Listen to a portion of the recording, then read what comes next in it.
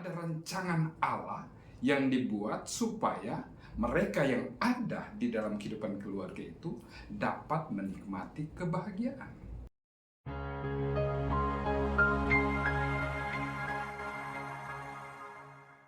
Sahabat Anugerah, jumpa lagi dengan saya Pendeta Audi Ngantung di dalam acara Gema Injil Anugerah.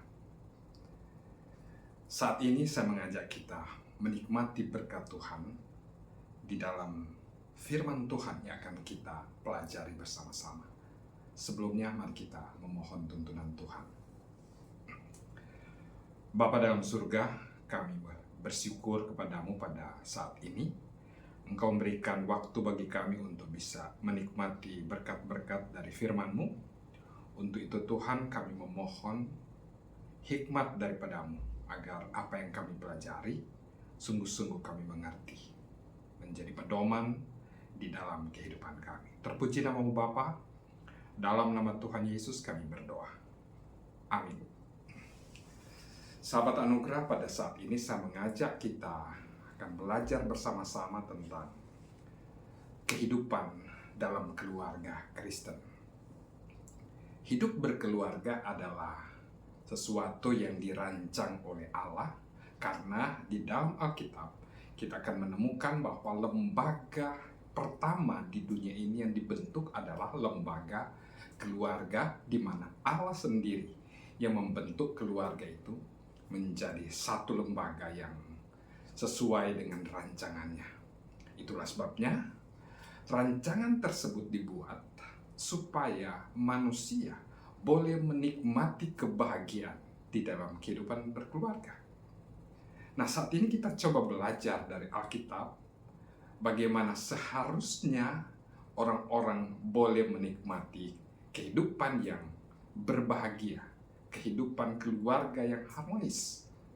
Kita harus kembali kepada rancangan firman Tuhan dalam Alkitab, karena Allah yang merancang lembaga ilahi pertama di dunia, yaitu keluarga. Nah, kita akan membaca firman Tuhan yang saya ambil dari kitab Efesus, pasalnya yang kelima, ayat 22 sampai dengan ayat yang ke-24. Firman Tuhan berkata, "Hai istri, tunduklah kepada suamimu seperti kepada Tuhan. Karena suami adalah kepala istri, sama seperti Kristus adalah kepala jemaat.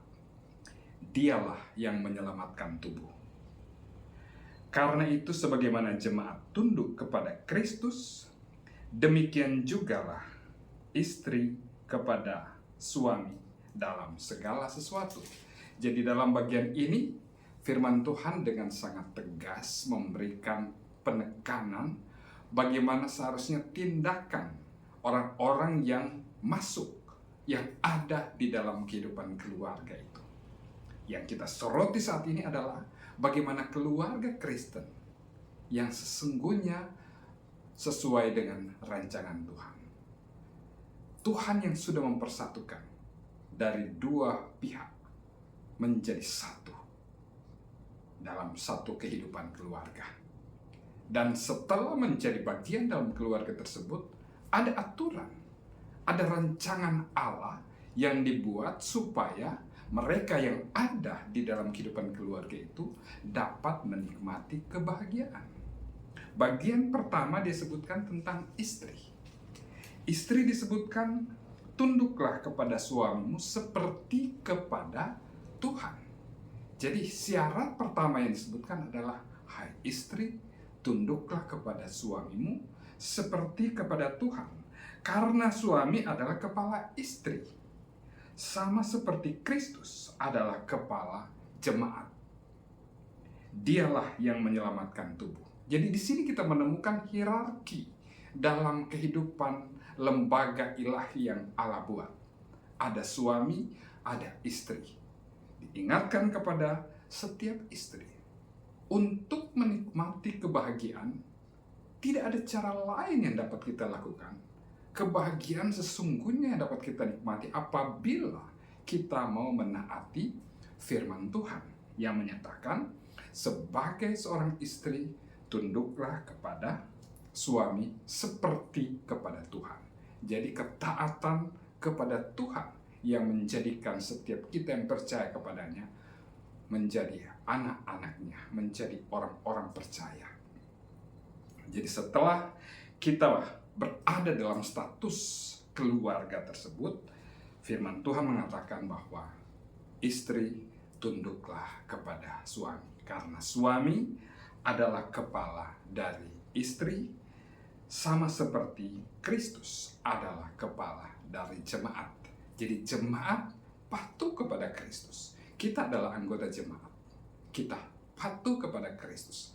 Nah, di dalam lembaga ilahi yang disebutkan di dalam Alkitab ini, lembaga keluarga, istri tunduklah kepada suami seperti kepada Tuhan.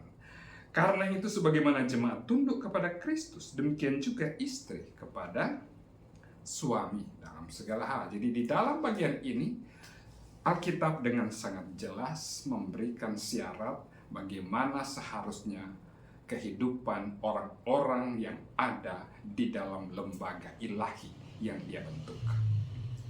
Lembaga keluarga, kita menyebut sebagai keluarga Kristen. Taat kita kepada kebenaran firman Tuhan yang berdampak pada kebahagiaan yang kita sendiri akan nikmati.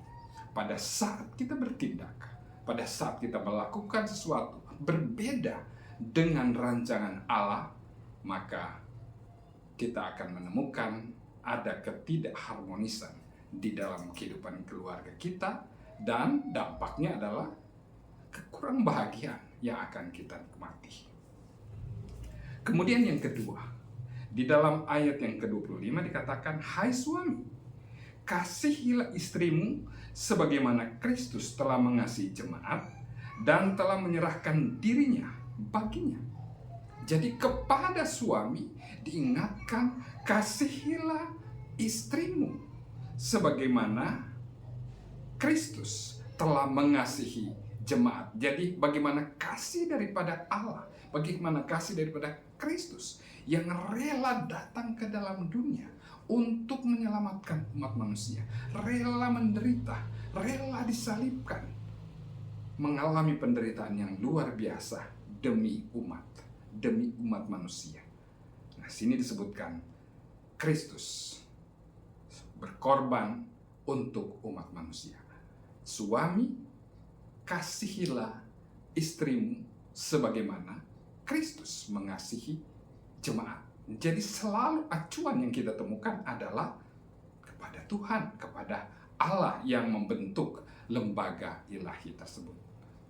Suami kasihi istri. Bagaimana suami harus menunjukkan kasih kepada istri seperti Kristus mengasihi jemaat. Jadi itu yang disebutkan, suami rela menyerahkan dirinya, rela berkorban untuk istri. Karena itulah yang menjadi rancangan Alkitab, rancangan firman Tuhan, supaya manusia, orang-orang Kristen yang berkeluarga boleh menikmati kehidupan yang berbahagia dalam rumah tangga yang harmonis. Jadi ketaatan pada firman Tuhan adalah syarat yang mutlak. Istri tunduk kepada suami seperti kepada Tuhan. Suami kasihi istri seperti Kristus mengasihi jemaat. Jadi contoh yang sangat jelas bagaimana seharusnya kehidupan orang-orang yang ada di dalam keluarga. Dan kemudian dikatakan suami itu berkorban untuk menguduskannya, sebagaimana Kristus telah berkorban untuk menguduskan jemaatnya. Suami punya tanggung jawab supaya ada kekudusan terjadi di dalam kehidupan keluarga. Kehidupan keluarga yang dasarnya adalah karena percaya kepada Kristus, keluarga Kristen. Maka firman Tuhan mengajarkan hiduplah di dalam kekudusan keluarga tersebut.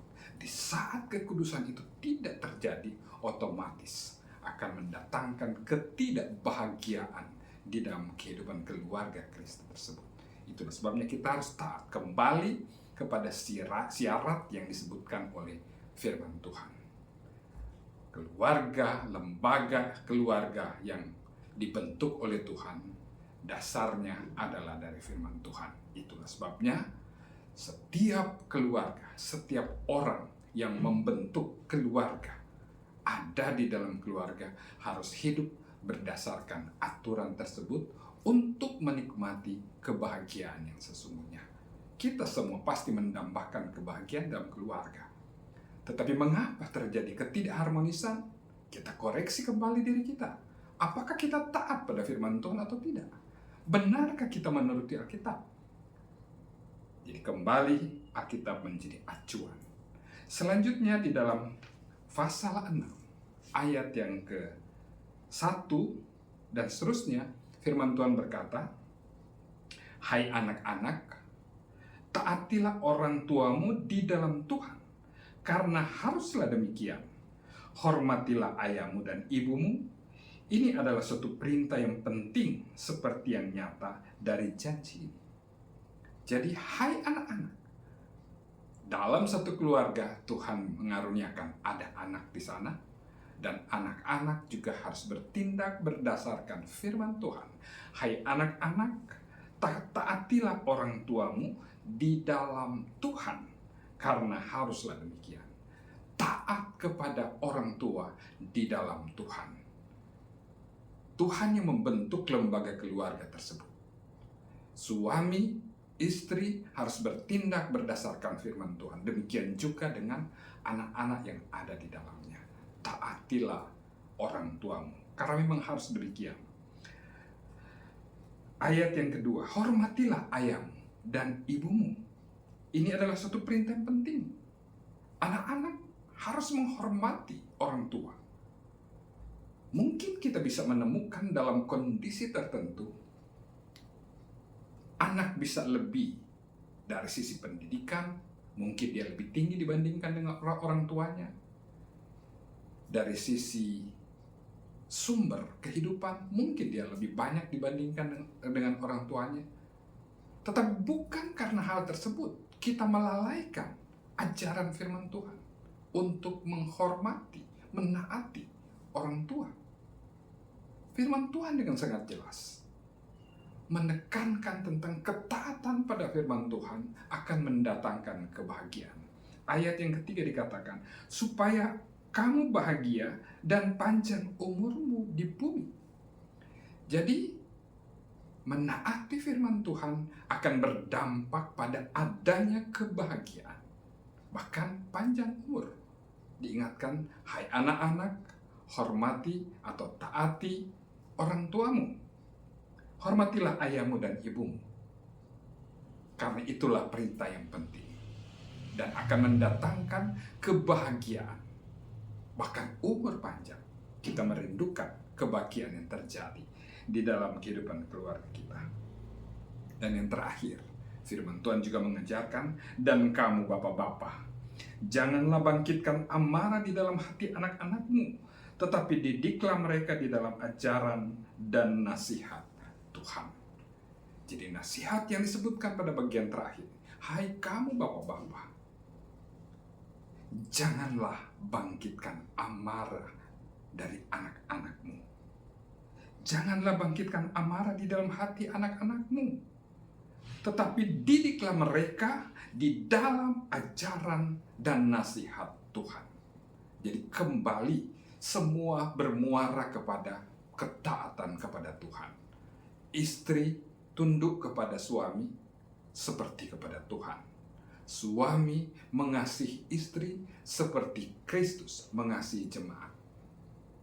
Anak-anak menghormati orang tua karena itulah perintah Tuhan. Tuhan menghendaki seperti itu. Dan bapak-bapak, jangan bangkitkan amarah di dalam hati anak-anak, tetapi ajar mereka, nasihati mereka dengan ajaran firman Tuhan, nasihat di dalam Tuhan. Jadi kebenaran firman Tuhan akan menjadi petunjuk bagi anak-anak supaya mereka boleh hidup benar di depan Tuhan. Jika semuanya ini terjadi di dalam kehidupan keluarga, pastilah kehidupan keluarga itu akan harmonis.